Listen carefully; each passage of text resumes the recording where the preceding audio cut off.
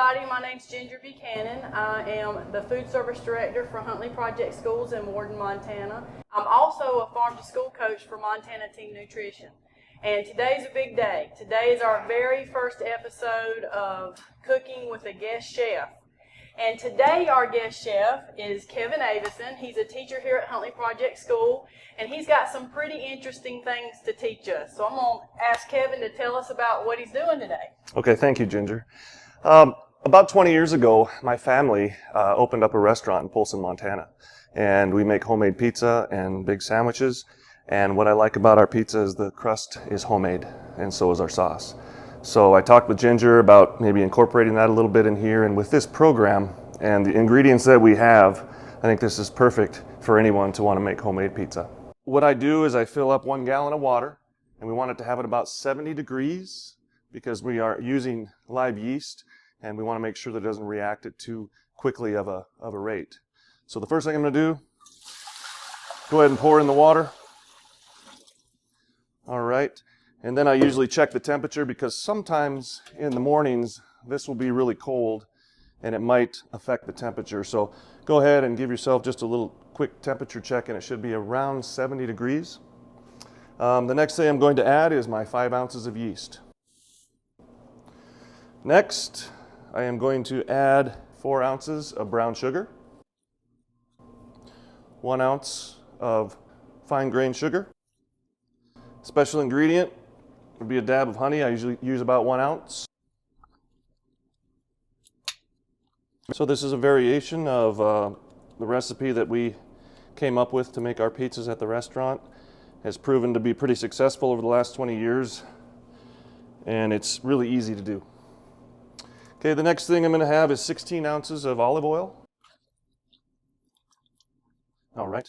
The important thing at this point right now, before I add the other ingredients, is to whisk briskly whisk. So I'm going to do that now.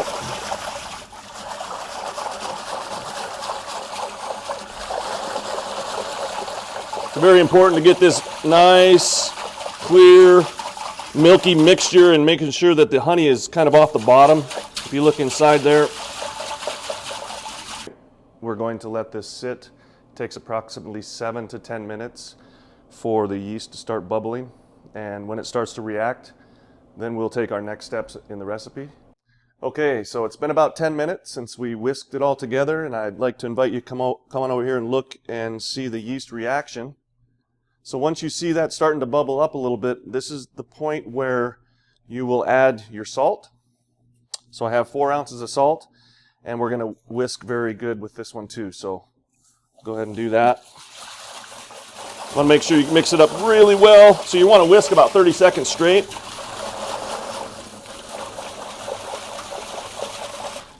All right, and then the next step after that is adding your flour and then putting it on the dough hook, and you're ready to go. So I'll do that now. We like to use whole wheat flour anytime we can, and this is a perfect opportunity to use that. We have a ratio of about 13.5 pounds of white flour and 1 pound of whole wheat flour. You can adjust that as much as you like. This is how we do it at the restaurant. So we go ahead and just pour in our whole wheat flour. And I have the white flour here. Wheat Montana, local flour. We try to use all local ingredients as much as we can. Awesome, okay. All right, so now we'll do this and we'll take it over to the machine. Close this, and I think about 7 to 10 minutes.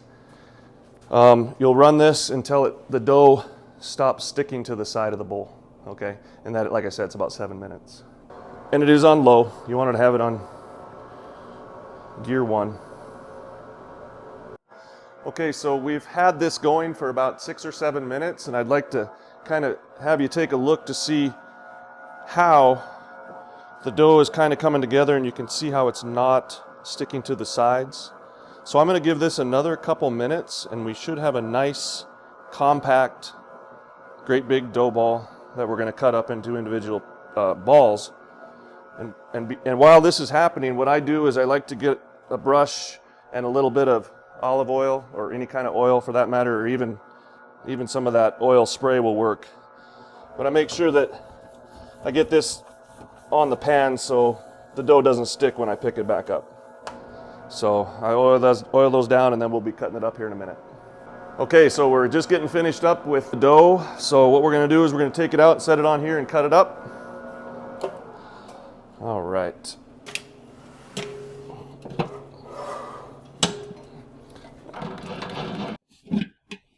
All right, sometimes you have to pull it off this dough hook, but as you can see, it's not sticking, so that's good. Sometimes it will stick, and a lot of that has to do with the temperature that you started with. If you get it too hot, it's going to be more sticky. So this looks great.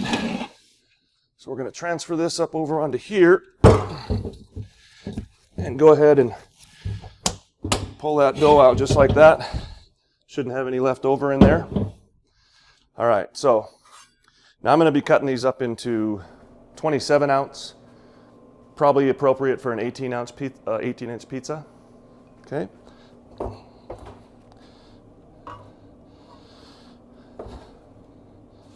So I have 1 pound, 11 ounces, and then we pull it together, stick it on there. A little bit more. Okay. Fold it up, and lay it right down like that. In my experience, what I've found is, if you don't get these put into the fridge right away and leave them at room temperature, they're going to rise.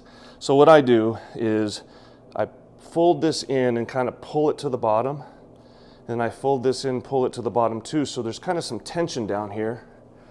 So it's kind of pulled tight down to the bottom, so that'll resist it from rising.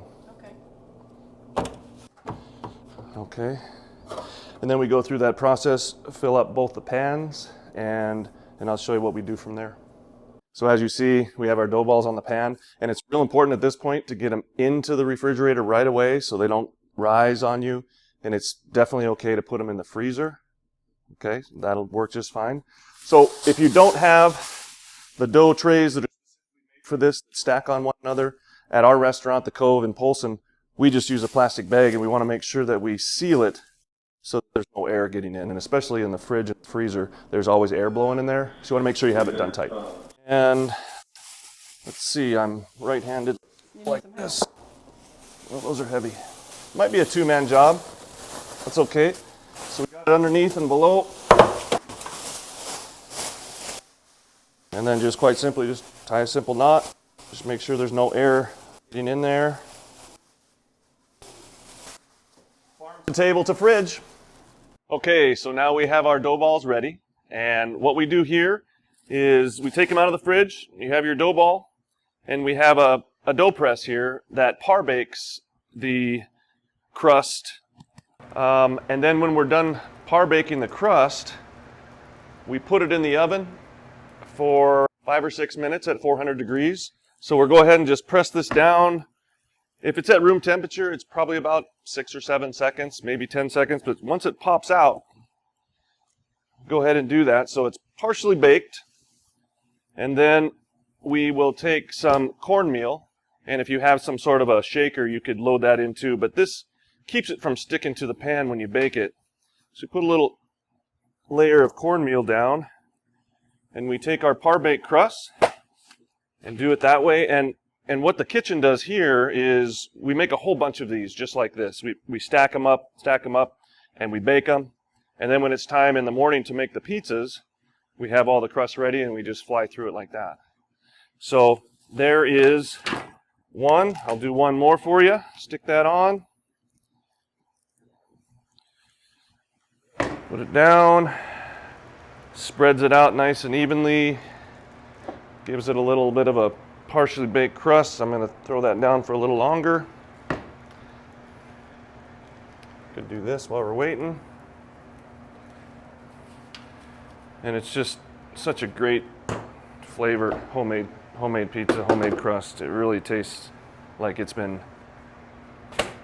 made by a real chef. So there we go. Here's your finished product. This is just a cheese and pepperoni pizza. They're ready to go in. takes, I don't know, when they're at room temperature, 8 minutes, and we slice them, and they're homemade pizzas thanks to Kevin. And if you're ever in Polson, Montana, go to the Cove, try his family's restaurant.